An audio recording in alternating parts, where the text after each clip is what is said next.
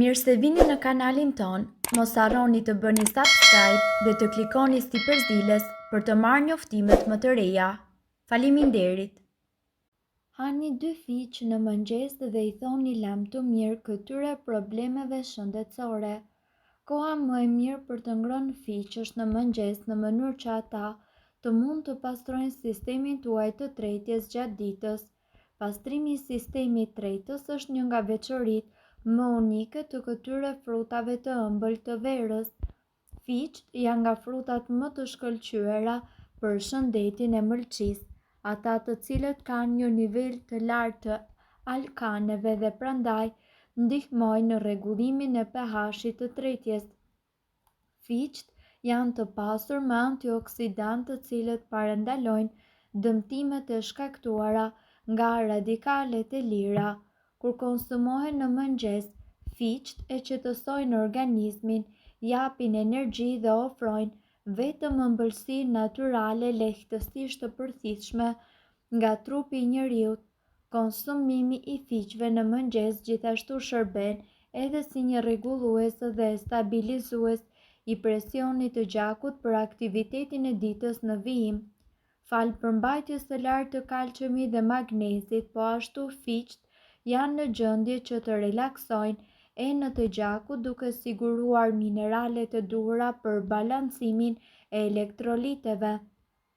Sipas studimeve, fiqt rekomandohen për të konsumuar herët në mëngjes dhe për të patur fuqi dhe shëndet të mirë gjatë gjithë ditës.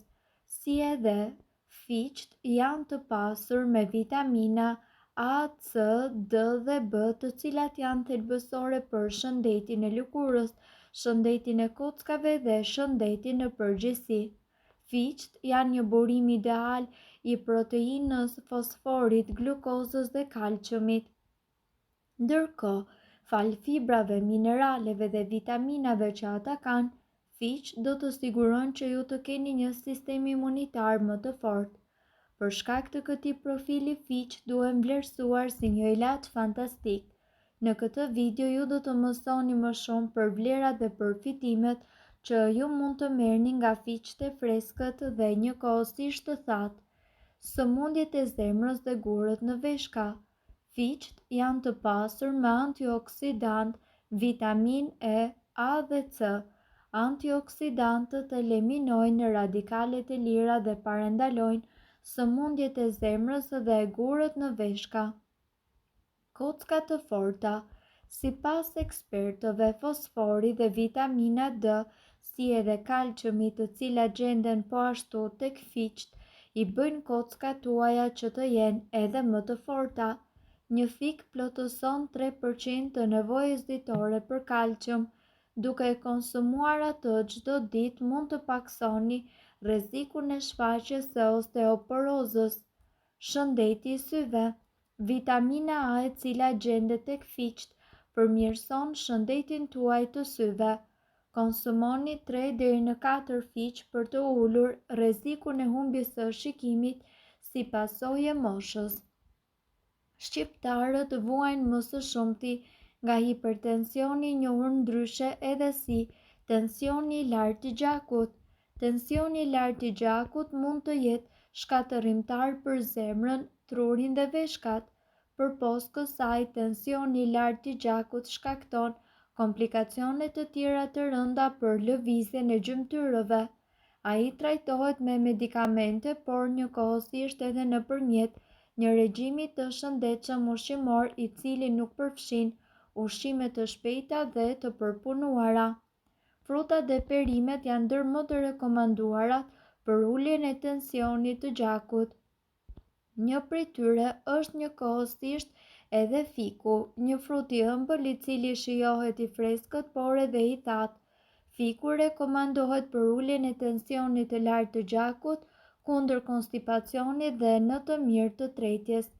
Ai është një nga burimet më të mira të kalciumit, një mineral shumë i nevojshëm për shëndetin tuaj të kockave. Roli i fikut kundër tensionit të lartë të gjakut. Ekspertët thonë se fiku i freskët ashtu si edhe i thatë përmban sasi të mëdha të kaliumit. Ky mineral është elbësor për funksionin e muskujve dhe të nervave. Kalciumi gjithashtu balancon nivelet e lëngjeve në trup dhe rregullon rrahjet e zemrës. Ndërkohë, nga ana tjetër, ai zgjeron enët e gjakut dhe po ashtu ndihmon në eliminimin e sodiumit nëpërmjet urinës. Kripa e tepërt po ashtu rrit presionin e enët e gjakut dhe më pas rrit tensionin e gjakut. Sasia e rekomanduar e kripës duhet të jetë më pak se 2.4 gram në ditë. Si ta përdorni fikun për uljen e tensionit të lartë të gjakut? Fikun ju mundet që ta përfshini në sallata ose ta hani rregullisht, sidomos gjatë ditës. Ju mund të merrni disa fiq të thatë, t'i mbani ata në ujë gjatë gjithë natës dhe më pas lëngun e tyre e pini në mëngjes esëll. Në këtë mënyrë do të jeni në gjendje të përthithni më shumë prej ushqyesve që ai përmban. Fiqt e freskët nga ana tjetër mund t'i hani në mëngjes duke i përzier me dritra apo nëpërmjet vakteve. Ndërkohë, fiku është fruti i parajsës, i cili ripërtërin, forcon dhe njëkohësisht ruan shëndetin dhe fshin në rrudhat. Sipas ekspertëve, kjo është një bimë të cilës i nevojitet pak, vetëm një tokë dhe ndonjë pikë e ujit. Konsiderohet si ushqim i njohur për vetitë e tij të larta ushqëruese. Përmbajtja e magnezit.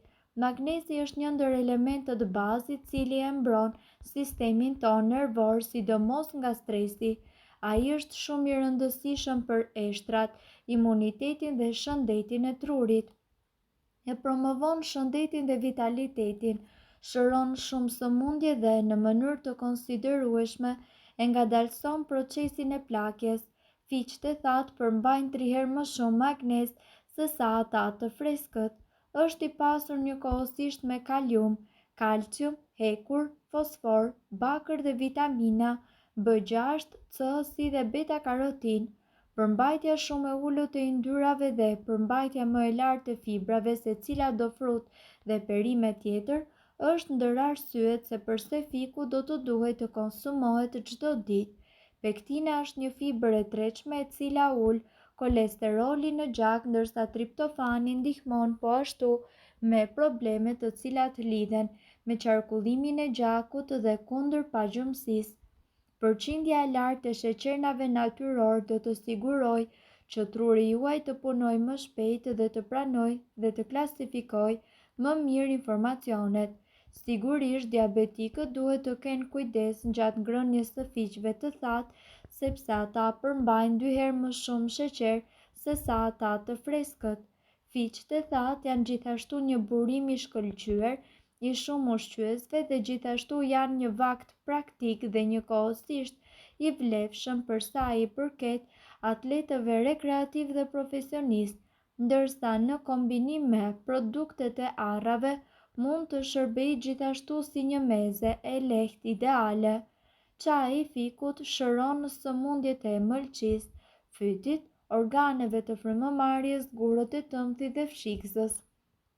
Përmbajnë edhe sterole bimore, për të cilat është dëshmuar se kanë efekt të dobishëm edhe në nivelin e kolesterolit në gjak.